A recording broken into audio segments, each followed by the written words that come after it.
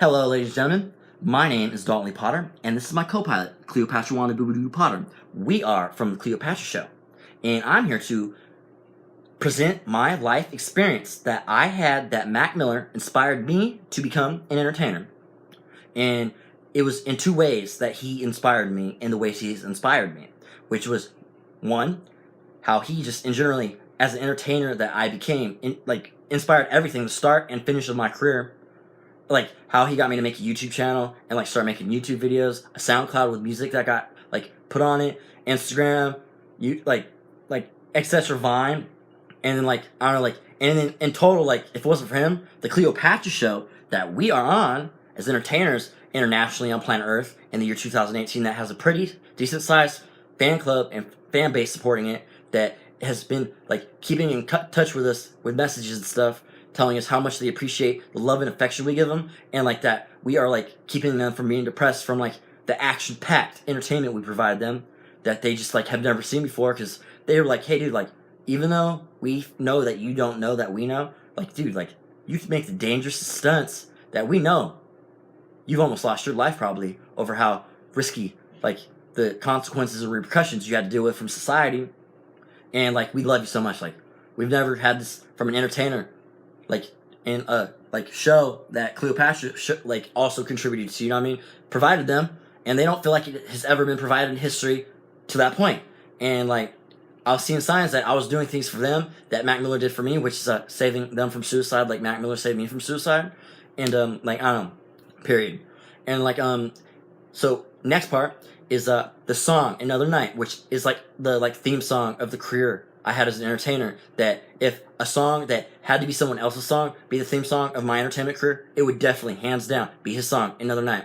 It's about like spending nights alone and then like making music and like just like trying to hang in there, you know what I mean, and like pull it together and like survive the nights and like succeed at like establishing himself as like an entertainer and like making it as an entertainer like he dreamt of. And then like his homie Billy would like hit him up, and he's like, hey, I got the marijuana and the pack of swishers. I'm coming over. I'm going to provide you company that I know you don't have because everyone's bullying you and harassing you and trying to get you not to be an entertainer. And I'm not going to let that happen to you. You're my bro. And I'm coming over. I'm going to support you on what you're doing in music. I'm going to get you some more confidence than you have right now. And you're not going to lose all the confidence that you thought you were going to lose. And you're not going to give up. Damn Skippy, you're not going to give up. And I'm going to successfully get you launched off into the skies of hip-hop culture as a pilot. And I'm going to be your crew chief.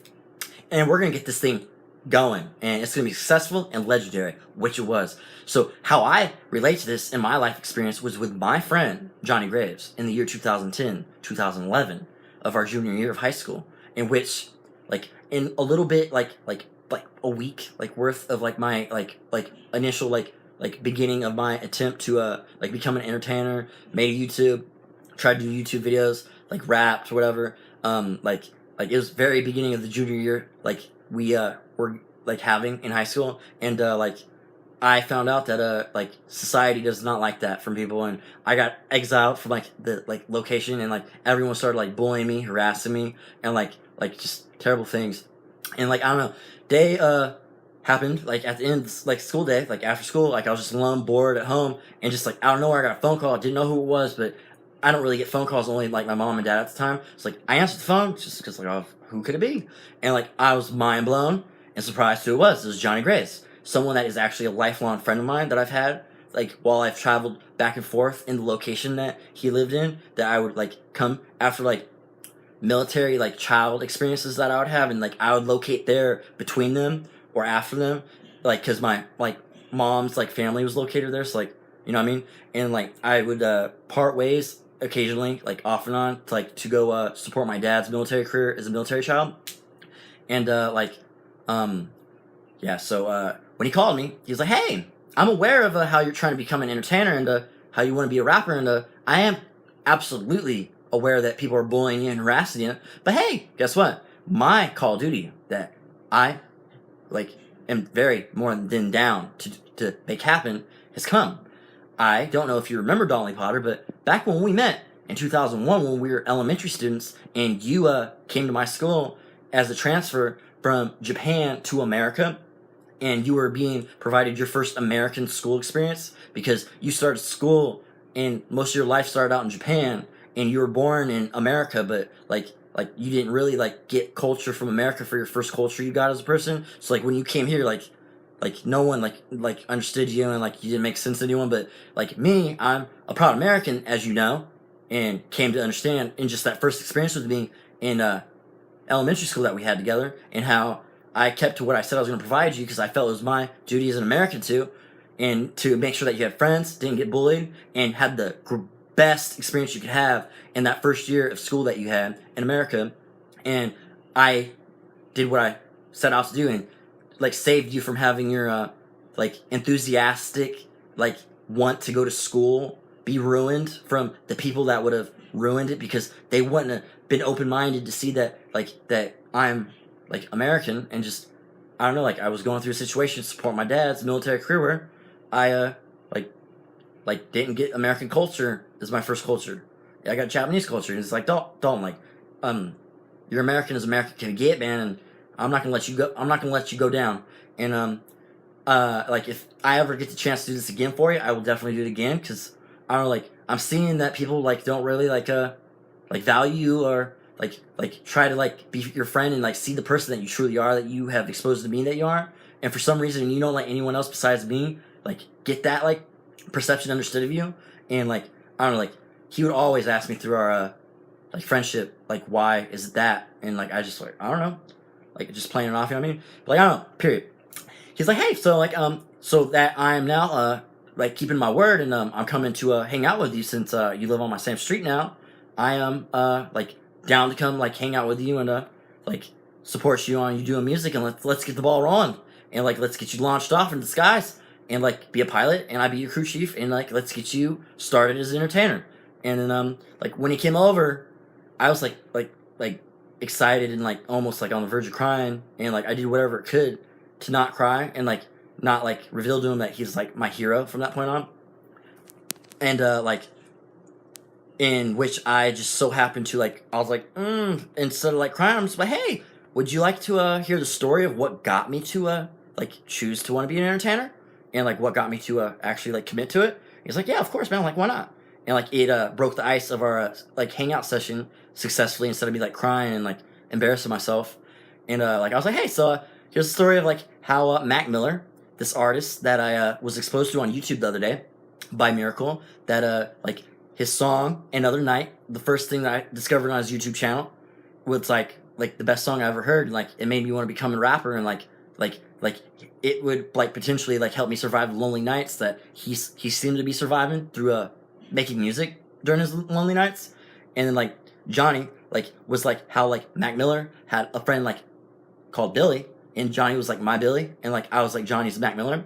And like I don't know, just like from that point on, especially after he like listened to Another Night after I told him the story, and he's like, hey, we gotta learn the lyrics to this stat, and we are gonna like look at this as our friendship theme song from this point on, and like you best believe we gonna be singing and rapping it together. And like the next time he came over, like he showed me something to like provide me excitement, and like how much like he really like wants to like assist me as a friend. He was like, hey, just like Billy did for Mac Miller, I got the swishers and I got the pack that is with them, and I got the marijuana like all ready to go. Let's get this ball rolling. Let's get our theme song as friends on, and then like let's sing this Another Night song like with no emotions held back, and like let's do this thing, man.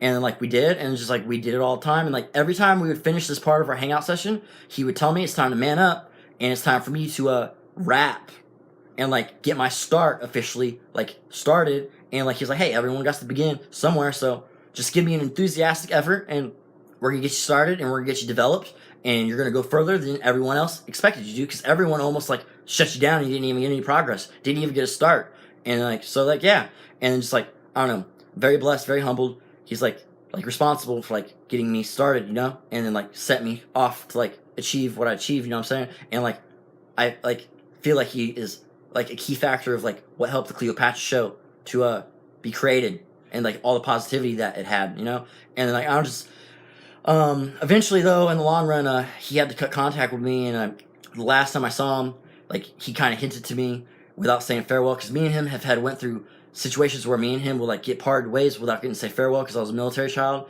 and he like learned that military children don't get to say farewell to their friends. And like when I came back to the neighborhood by miracle, like me and him had like the like most exciting, happy like moment ever that friends could ever have, that felt like they lost each other forever and would never get connected again, like had together. And like just this time when he was like hinted me like, it's like, dude, something's about to happen to where I'm not gonna be able to socialize with you. But like instead of like saying farewell, he gave me a compliment, that he told me that the person that he feels that I remind him of in his life, that is like a real life version of what he thinks I like remind him of, that he wanted me to know this very clearly. He's like, hey dude, you're like a real life like James Bond, Agent 007, that is like a friend of mine, and like I like just want you to know that. And like he knew that I would pick up on it, that like he was kind of like requesting me to like make his like vision come true and like do what people didn't know that I was able to do, which is like hide everything about me. And like Johnny like discovered that I have even like hid things like that my mom and dad don't even know about me, that he found out that like he was like the only one that found out. And like the only reason why he got like exposed to this is because like I tried to show him that I loved him, how much I loved him and appreciated like what he provided me, and like just like the blood, sweat, and tears and suffering and like bullying and harassment that he dealt with, that I found out about from someone like years into us not having connection, that was like, hey, I have integrity that I care about as a person, and I gotta let you know that Johnny Graves is your friend and did not abandon you. It's just when you got exiled to the utmost, everyone came to him and was like, hey, if you were ever caught with him at all, you're getting exiled too, and you're gonna go through the same thing as him. And just like they didn't know the last time that I saw him that he had already given me like a farewell message to like go achieve being like a real life James Bond, like 007 agent, and like go reconnaissance internationally and like make my dad proud and like take my dad's career that he had to a whole like other level, and like make my dad's legacy that he has as a retired military serviceman, and like make it happen. And like he felt like that I could potentially like save lives in the long run, which like right now, like in this operation that's going on in this project for the Cleopatra Show, that is like a tribute video to like entertainers that I lost in the year of 2018 that all inspired me to become entertainers. And it was Mac Miller, Dolores O'Riordan from the Cranberries, like Adam Crater and Roomhilder, like the fan base that like accidentally like did something that they didn't realize they were doing to me, and like threatened me they were going to commit suicide because I wrapped up the show and provided them the show that they said that they would love to have, which is a perfect presented show that I could provide them. And like when I presented them a perfect show that I felt like I could make, they're like, hey, we're going to let you know that we feel like we're getting robbed. We know that you've been risking your life more than you've been letting us know, and we all feel that you had almost just died and you were delivering something to like where the worst didn't happen, which was a cliffhanger happening and the show just ending and us eventually finding out that you lost your life, and like all of us like melt down and get suicidal, like we're revealing to you that we will if we don't get like what we like need from you. And like can you please try to make the miracle happen to where like what needs to be done happens, and just like rapid fire reaction that I didn't even like think about. I was like, all right, well, time to make a series of encores and then like wrap it all up with like one more extra. And like it was 4 encores, and like one of the encores, like I did something that made Johnny's request come true, and I didn't realize it was happening. I blew my reconnaissance cover that I had achieved as a like international entertainer, and was like a spy in like real life, and like revealed that like one of the agencies I was involved in was MI6 from Great Britain. And like my fans and like Johnny like were like, holy shit, we got our real life James Bond. And like I don't know, like it's humbling. I didn't really like I don't know, like it's just I gotta accept the blessings coming, you know what I mean? It's like a Cinderella story, you know what I mean? Me and Cleopatra are fellow Cinderella, like fans of the movie Cinderella. And like I don't know, just it's what it is. And Johnny, it's just like the end of our favorite song, Another Night. That's our friendship anthem. Like I got my Call of Duty signed to me, and like there's no more time for like to say anything, and it's time for action. No more relaxing. Operative reconnaissance business is my passion, and I live my life to save lives. And you best believe, bro, that I am always operating at all times, bro, and making it happen.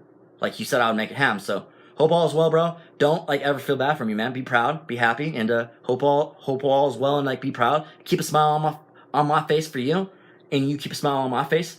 Like for like I don't know, you keep a smile on your face for me, and just Like you had me like do like Mac Miller did and just keep smiling, man.